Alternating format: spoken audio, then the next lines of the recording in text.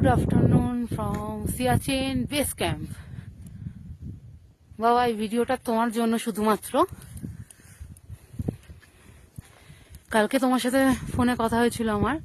আমি বলেছিলাম বাবা হয়তো সিয়াচেন বেস ক্যাম্প আমি যেতে পারি, কারণ যেতে দিচ্ছে।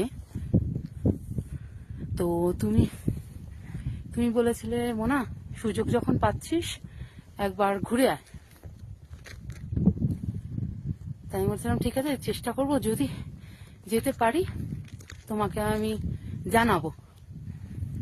তো একটা সপ্তাহ মানে অন্যরাও এখানে অনেকে এসেছে, তাদের আনন্দটা একরকম, আমার আনন্দটা আরেক রকম।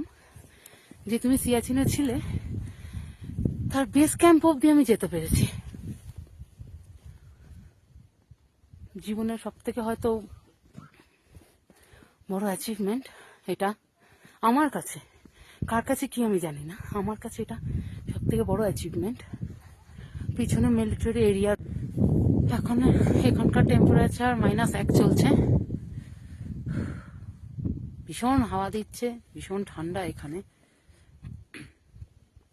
পেছনের এই পাহাড়টা, হ্যাঁ এবার দেখা যাচ্ছে পেছনের পাহাড়টা।